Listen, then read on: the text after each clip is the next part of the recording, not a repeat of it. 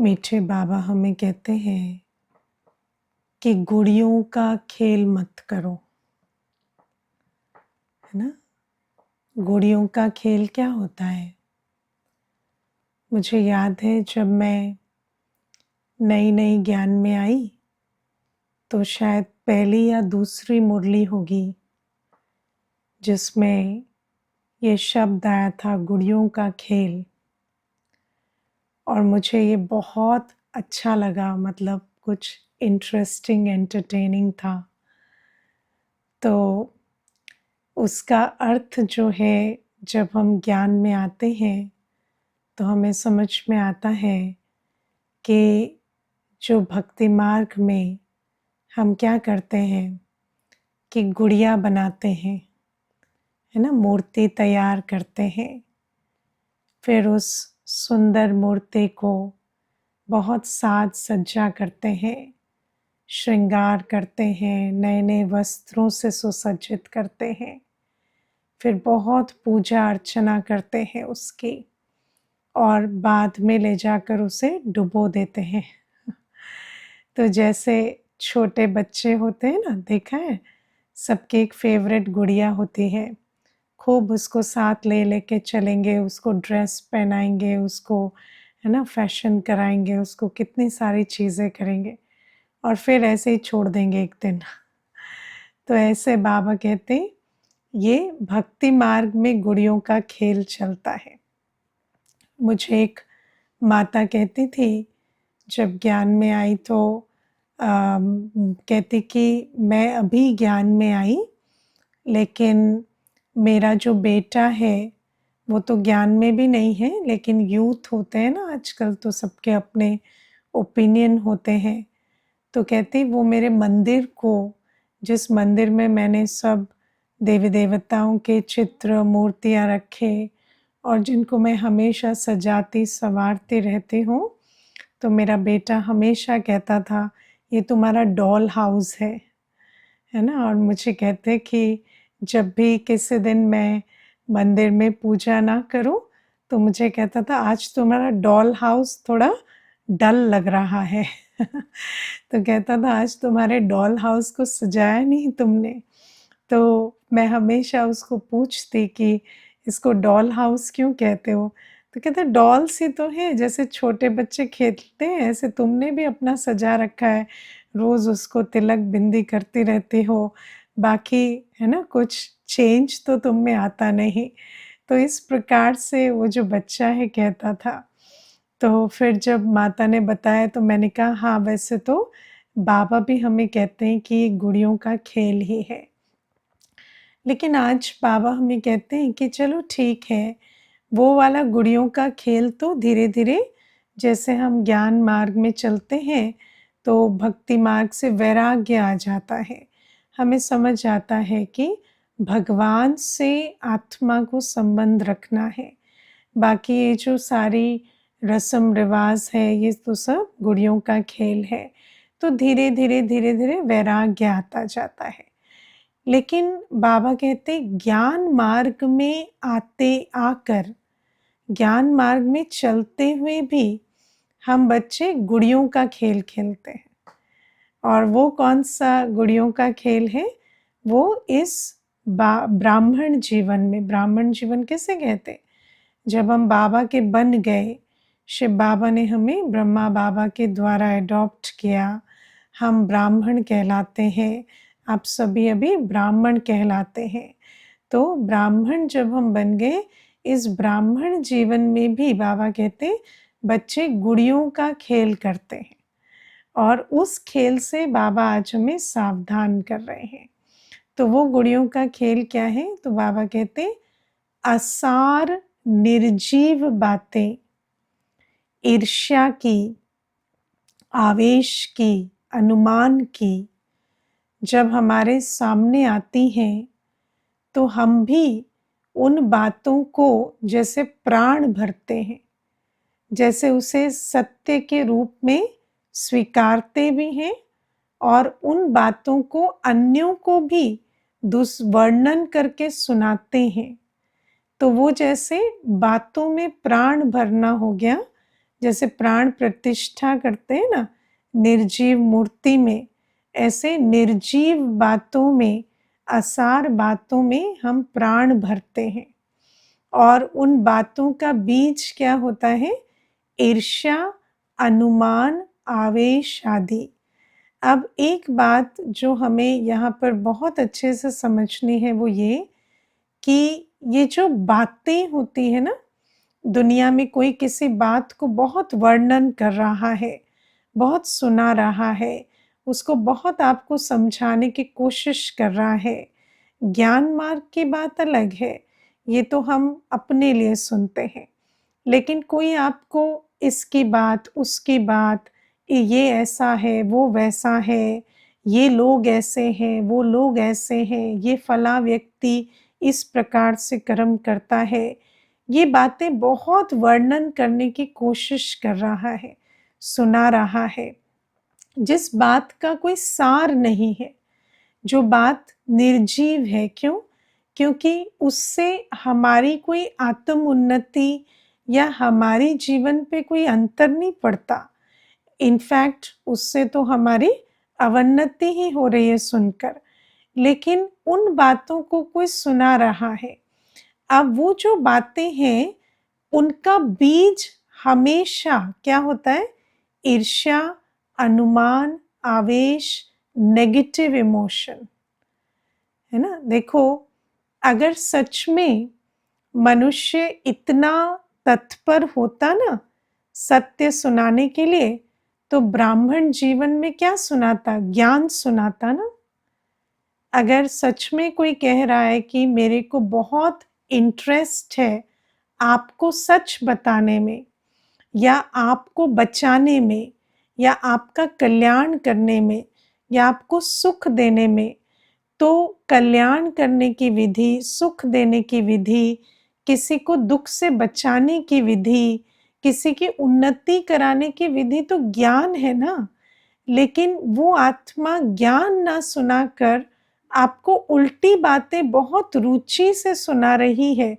ब्राह्मण होते हुए भी, है ना, बीके होते हुए भी अगर ये बातें कर रहे हैं, तो इसका मतलब क्या है कि वो कोई आपके कल्याण या उन्नति के लिए नहीं सुना रहे। उनको तो ईर्ष्या ने, अनुमान जानते हैं ना?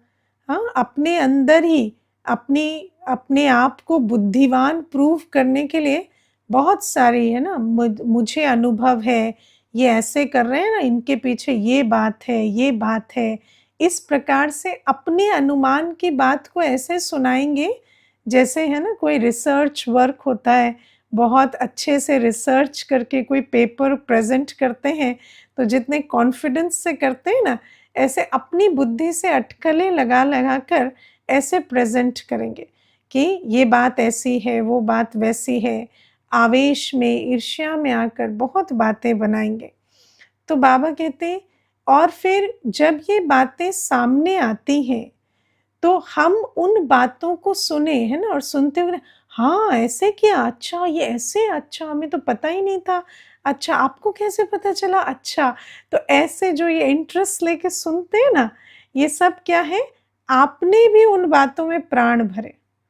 जो बात दूसरे की इमेजिनेशन से, दूसरे की नेगेटिविटी से, ईर्ष्या भाव से, क्रोध से जन्म ले रही है, उस बात को आपने भी अंदर ऐसे धारण किया जैसे कोई आपको बहुत अच्छे सत्य, ज्ञान और स्वोन्नति की बात बता रहा है, और फिर दूसरे को भी आप उसी रुचि से वर्णन कर करके सुना रहे हैं। तो बाबा कहते हैं ये सब भी गुड़ियों का खेल है जो ब्राह्मण जीवन में चलता है।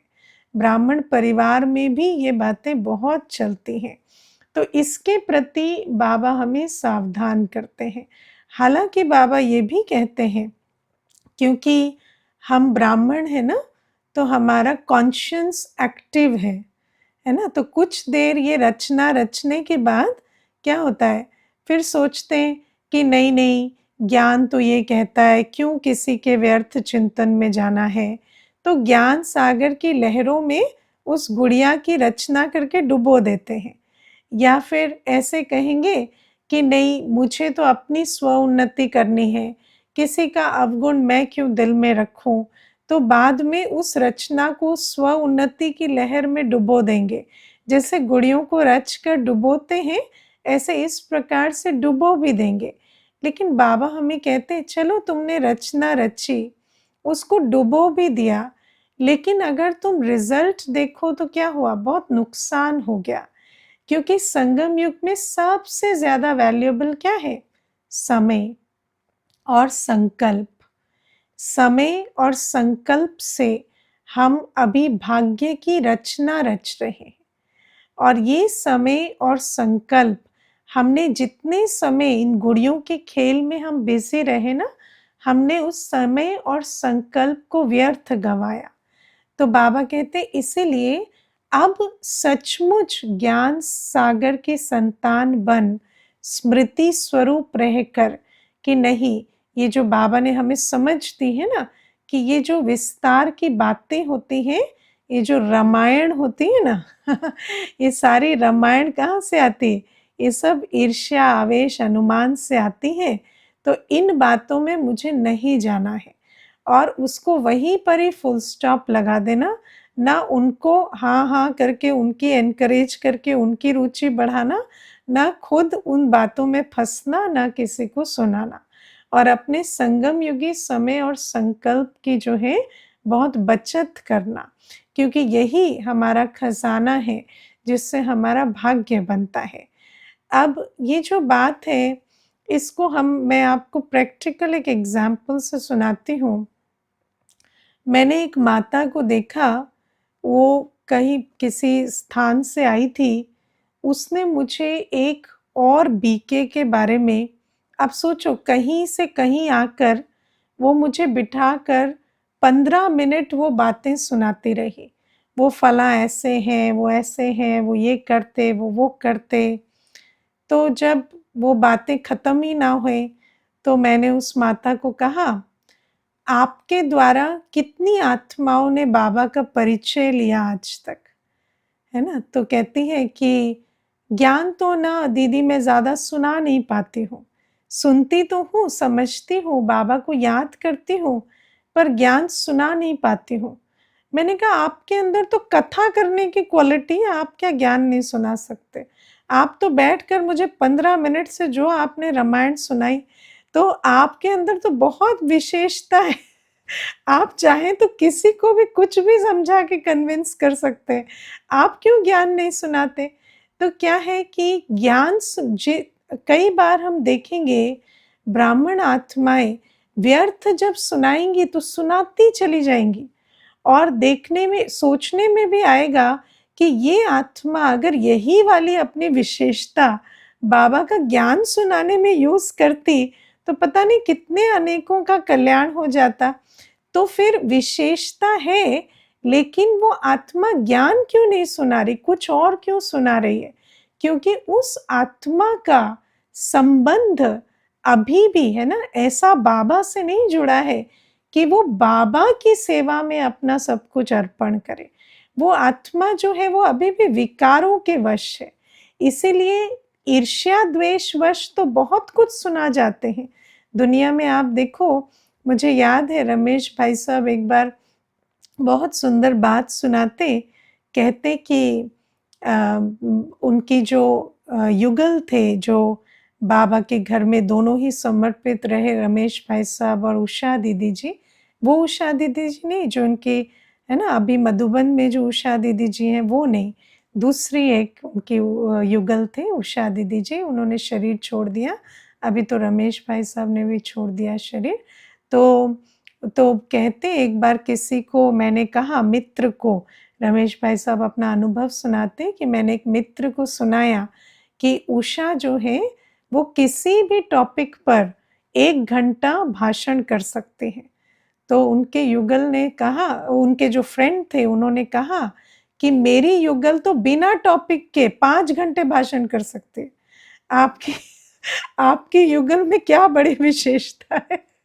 तो आप सोचो कि टॉपिक कितना इम्पोर्टेंट है, क्योंकि विकारों के वश, व्यर्थ के वश, विस्तार के वश मनुष्य तो कितना ही कुछ बोल जाता है। तो बाबा हमें कहते हैं ये सब क्या है, जब आत्मा ज्ञान मार्ग में रहते हुए ज्ञान न सुनाकर व्यर्थ बातें सुना रही है, उनका बीज होता है ईर्ष्या, अनुमान और आवेश। और हमें बाबा की इन वाणियों को समझकर, सुनकर और इनको धारण कर कर इतना स्मृति स्वरूप रहना, अवेयरनेस में रहना है कि ये आत्मा उल्टी बात किसी की क्यों सुना रही है, इसका बीज क्या है, ये समझकर उस बात से अपने को न्यारा कर लेना है और अपनी स्वोन्नति पर ध्यान देना है, क्योंकि उनकी किसी बात से हमारे कल्याण नहीं होगा। लेकिन अगर हम उसी समय में अपने संकल्पों को ज्ञान योग में बिजी रखें तो हमारा कल्याण होगा। तो बाबा हमें इस गुड़ियों के खेल से आज सावधान करते हैं। तो सावधान रहेंगे ना?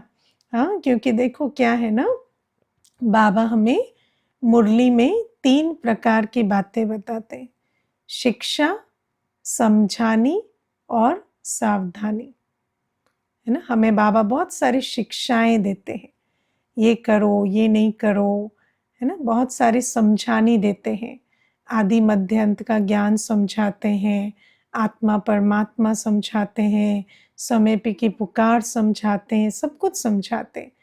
और जो सबसे इम्पोर्टेंट चीज़ मुरली में मिलती है वो है सावधानी। क्यों? क्योंकि ज्ञान मार्ग में साथ-साथ में कौन चलती है? माया, है ना? जैसे-जैसे आप एक कदम बढ़ेंगे, माया आपसे ज़्यादा दौड़ी लगाएगी, सामने आकर खड़ी हो जाएगी।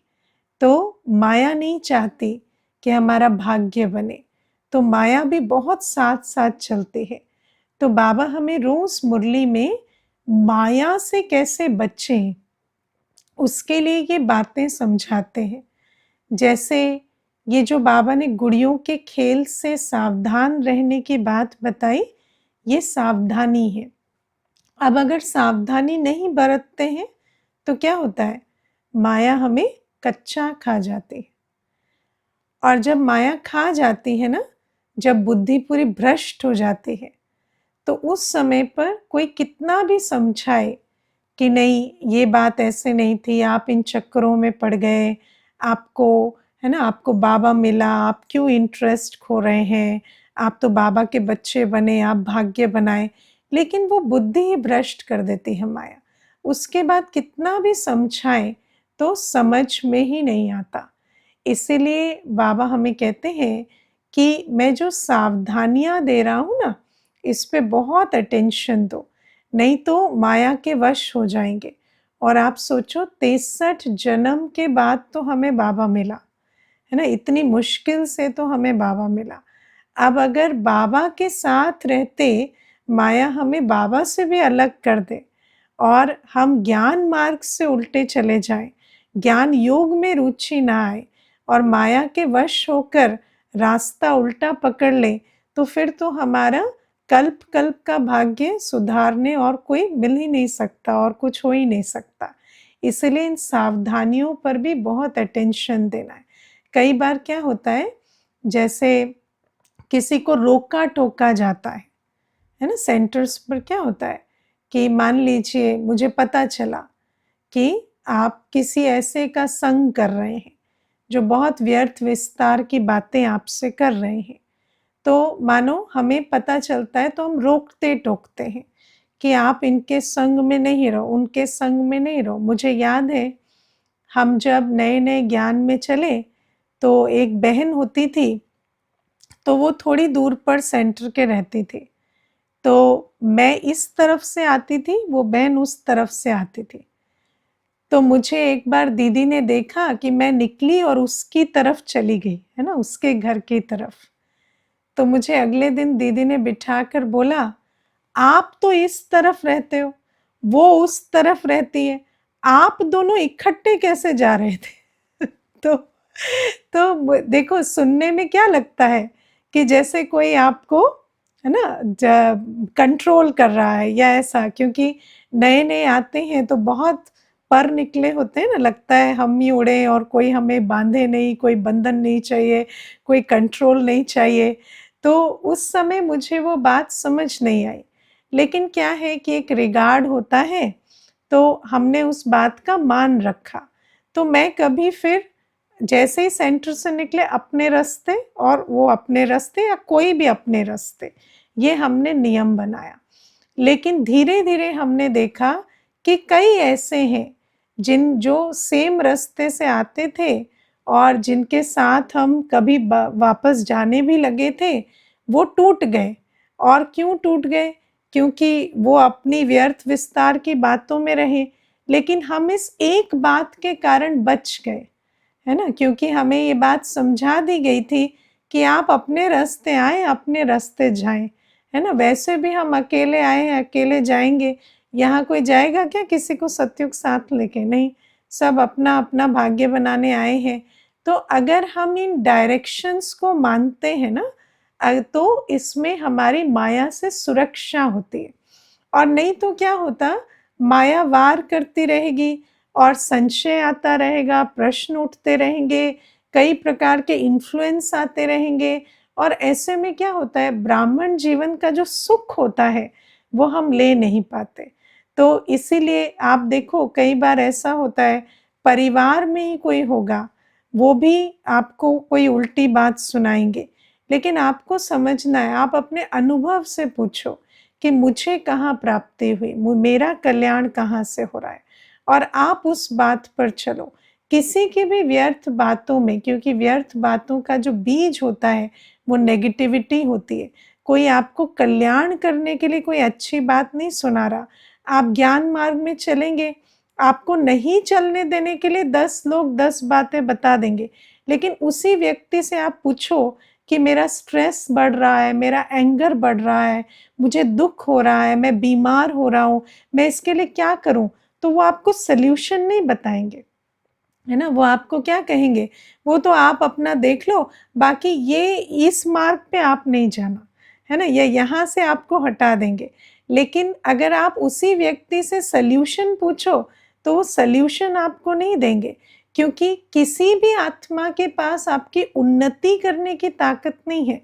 लेकिन हर आत्मा के पास, क्योंकि विकारों के वश है ना, तो जो बिगड़ी को बनाने वाला बाबा आया है, उसको बिगड़ी को बनाने के लिए जो हम बैठे हैं, हमें हटाने के लिए हर आत्मा प्रयत्न कर लेती है। तो इन बातों को हमें समझकर सावधानी से चलना है। तो पहली चीज़ ये। फिर प्यारे बाबा आज हमें समझाते हैं कि अम्मा मरे तो भी हलवा खाओ, बीबी मरे तो भी हलवा खाओ।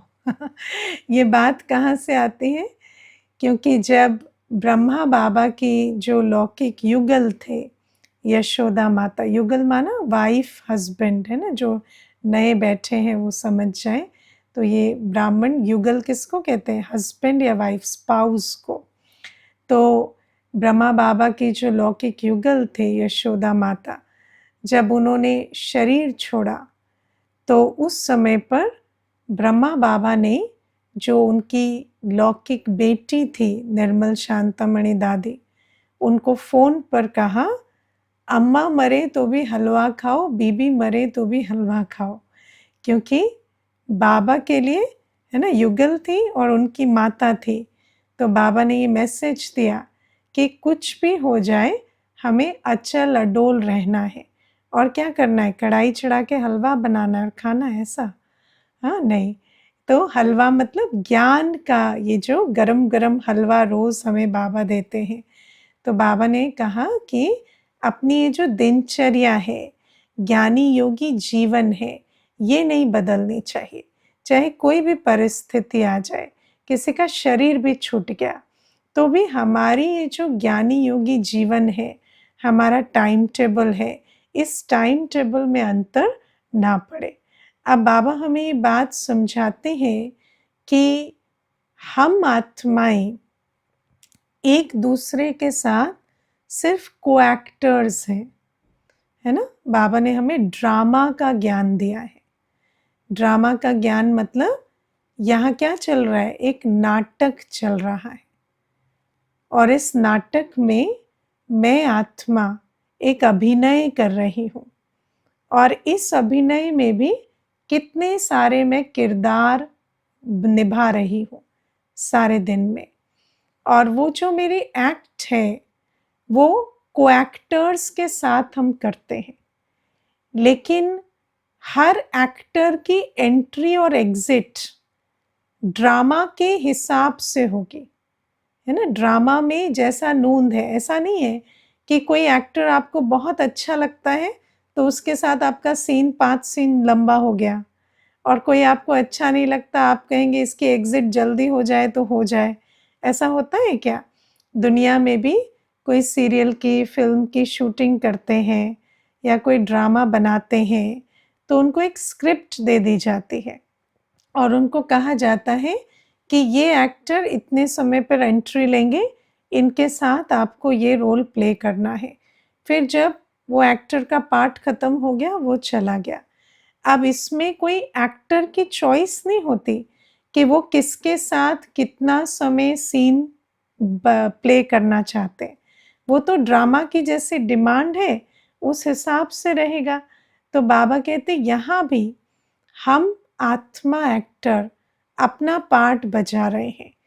इसमें अगर हमें अटैचमेंट हो जाती है ना, हमें अटैचमेंट हो जाती है या हमें विकर्षण होती है, तो हम क्या कहते हैं, ये जो व्यक्ति है ना, ये मुझे लाइफ में नहीं चाहिए। या हम कहेंगे ये आत्मा जो है, इसके साथ मुझे 7 जन्म निभाने हैं। लेकिन हमारे हिसाब से ड्रामा में किसी का भी पार्ट छोटा या बड़ा नहीं हो सकता। ये बात आपको समझ में आती है? माना समझ में तो आती है पर समझ में आती नहीं है ना? क्योंकि क्योंकि हम जब पार्ट बजाते हैं तो मेरा मेरा मेरा करते रहते हैं ना, मेरा भाई, मेरी बहन, मेरे पिता, मेरे माता, मेरे युगल, मेरे बच्चे, है ना, मेरे फ्रेंड्स। तो जहाँ पर भी मेरा आ जाता है वहाँ क्या होता है, बहुत अटैचमेंट, और अटैचमेंट के कारण बुद्धि काम नहीं करती। अटैचमेंट क्या है, जैसे बुद्धि पर पर्दा पड़ गया। और किसी भी आत्मा को, चलो किसी को ज्ञान भी नहीं है लेकिन फिर भी हर एक को पता है ना कि जिसका जब शरीर छूटना है छूटना है, कोई भी अविनाशी अपरिवर्तनशील नहीं है, ये बातें सबको मालूम है। लेकिन फिर भी ये बातें जो हैं ये बुद्धि से हट जाती हैं। क्यों हट जाती हैं? क्योंकि हम इन बातों को स्मृति में नहीं रखते, इन बातों को रिवाइज नहीं करते। और बाबा हमें कहते हैं जो अच्छे योगी होते हैं ना, उनको ज्ञान की बहुत अच्छी धारणा होती है। जब ये जो ज्ञान हम रोज सुनते हैं ना, अगर हम शांति में बैठकर ज्ञान सागर बाबा से योग लगाएं और अगर हम शांति में बैठकर बाबा के साथ योग लगाते हुए बाबा जो है जैसा है उस स्थिति में अपने आप को स्थित करें, हम भी मास्टर ज्ञान सागर बनकर बैठे, तो ये जो ज्ञान की धारणा है ये हम बच्चों के अंदर बहुत अच्छी होती जाती है। और बाबा कहते इसीलिए जो अच्छे योगी होते हैं उनको किसी के भी आने या जाने से धक्का नहीं लगता, क्योंकि धक्का तब लगता है जब अटैचमेंट होती है और अचानक कोई चला जाता है तो फिर ऐसा लगता है कि क्या हो गया, सब सुनसान हो गया, खाली हो गया, जीवन खत्म हो गई। मैंने ऐसे बहुतों को देखा है जिनके जीवन में एक संबंध में किसी ने शरीर छोड़ दिया तो पूरा जीवन जैसे बदल गया। मुझे याद है एक माता आती थी तो उसकी जो बेटी थी उसने डेंगू से शरीर छोड़ दिया था, और जब डेंगू से बेटी ने 10 वर्ष की बेटी रही होगी तो जब शरीर छूट गया बेटी का, तो जो हस्बैंड वाइफ थे, माता पिता, उन्होंने भी आपस में बातचीत करनी बंद कर दी, क्योंकि हर एक को लगा कि दूसरे व्यक्ति की कुछ कमी या कुछ केयरलेसनेस के कारण ये शरीर छूट गया, है ना। लेकिन होता तो ड्रामा है, लेकिन आपस में भी संबंध इतना बिगड़ गया कि दोनों 2 कमरे में रहते और घर में सारे दिन पिन ड्रॉप साइलेंस रहता, कोई बातचीत नहीं, कोई व्यवहार नहीं, और जैसे दोनों डिप्रेशन में जाते जा रहे थे। और जब वो माता आई थी सेंटर पर तो 5 वर्ष उसको हो चुके थे, उस आत्मा ने शरीर छोड़ दिया था 5 वर्ष हो गए थे, लेकिन अभी तक भी माता उसकी बात करती और आँसू निकलते और मुझे कहती थी, "दीदी अगर मैं उसको भूल जाऊँ, तो मैं कैसी माँ हुई? मैं तो बहुत खराब माँ हुई ना, अगर मैं अपनी बेटी को भूल जाऊँ, अगर मैं आज हँसूँ, खेलूँ, अपने जीवन को जिऊँ, तो फिर तो मैं बहुत बुरी माँ हुई।" तो आप विचार करो कि दुनिया में किस प्रकार से ये सारी कंडीशनिंग होती है कि कोई शरीर छोड़कर चला जाए और उसके बाद आप अपने जीवन में अगर सुख स्वरूप, शांत स्वरूप रहें, तो उसको भी जैसे एक पाप माना जाता है कि शायद आपको संबंध में कोई प्यार नहीं था या वैसे भी ऐसे है ना व्यक्ति हैं जिसके अंदर कोई भावना नहीं। तो इस प्रकार के लांछन से बचने के लिए भी आत्मा ने जैसे उस डिप्रेशन को गले लगाया हुआ है, लेकिन उस बात को छोड़ती नहीं और बहुत समझाने पर भी वो जो आत्मा है वो इतना उभर नहीं पाई। और क्योंकि बाबा से योग लगाने में भी उसको जो कदम उठाना पड़ता था ना कि बेटी की याद भूले, वो उस बेटी की याद को भूलना ही नहीं चाहते थे। इसलिए बाबा हमें हमेशा कहते हैं कि मोह जो होता है, मोह हमें बंदर जैसा बना देता है। बंदर क्या करता है? मरे बच्चे को सीने से लगाए घूमता रहता है ना? तो बाबा कहते हैं भले ही मनुष्य आत्मा जो है वो शरीर को तो जला देती है, लेकिन उसकी जो याद है उसको ऐसे सीने से लगा कर रखती है कि वो याद न सोने देती है न उठने देती है। 12-12 मास तक बाबा आज मुरली में कहते कि रोते रहते हैं मृत के पिछाड़ी। तो बाबा ये बात हमें समझाते हैं कि हम बच्चों को ज्ञान की बहुत अच्छी धारणा करनी है कि एक ड्रामा है, यहाँ कोई किसी के लिए नहीं आया है, सब अपना पार्ट बजाने आए हैं, है ना? कोई हमारे लिए नहीं आया है, हम किसी के लिए नहीं आए हैं, हम बाबा के हैं, हर एक कोई बाबा का है और हर एक अपना पार्ट बजाने आए हैं। और जब जो जिसका पार्ट है और जब तक है, हम उसको अच्छे से उनके साथ बजाएं, क्योंकि हम अच्छे हैं ना। क्योंकि आप एक चीज़ यहाँ पर समझना कि जब हम पार्ट बजाते हैं तो उस पार्ट बजाने में हमारी कमाई होती है, कर्मों की कमाई, है ना? क्योंकि एक्टर है ना, तो जैसे एक एक्टर को कौन सी फीस मिलती है? उसके एक्ट की फीस मिलती है ना? और अच्छा एक्टर होगा तो बहुत कमाई करता है ना। तो बाबा कहते हैं अगर तुम संबंधों में आते, पार्ट बजाते, अगर तुम्हारी अवस्था शांत स्वरूप, ज्ञान स्वरूप, प्रेम स्वरूप, सुख स्वरूप, स्नेह स्वरूप है, अगर तुम श्रेष्ठ कर्म कर रहे हो, अगर तुम न्यारे प्यारे रहकर बाबा की याद में हर संबंध को निभा रहे हो, तो तुम्हारी अलौकिक कमाई, रूहानी कमाई होती जा रही है। तुम्हारा कार्मिक अकाउंट बहुत पॉजिटिव की तरफ बढ़ता जा रहा है। और बाबा हमें कहते हैं कि इसीलिए हमें हर एक पार्ट में, चाहे कोई एक्टर कैसा भी है, हमें अपना पार्ट श्रेष्ठ बजाकर और अपनी कमाई करनी है। क्योंकि कई बार ऐसा भी होता है कि ये जो एक्टर वाला ज्ञान है ना, उसको उल्टा उठा लेते हैं। तो सोचते हैं कि हम तो एक्टर हैं, हम एक्ट कैसे भी करें उससे क्या फ़र्क पड़ता है ना? लेकिन अगर एक एक्टर है और वो बुरी एक्टिंग करे तो उसको तो पैसे ही नहीं मिलेंगे। तो बाबा कहते हैं ऐसे ही तुम एक्टर हो, तुम्हें अच्छा एक्ट करना है। अच्छा एक्ट माना जैसा बाबा हमें सिखाते हैं, जैसे श्रीमत देते हैं, वैसा एक्ट करेंगे तो हमारी स्पिरिचुअल इनकम बढ़ेगी। इसीलिए हमें अच्छा एक्ट करना है और किसी भी एक्टर को देखकर या अटैच होकर हमें कोई कर्म नहीं करना।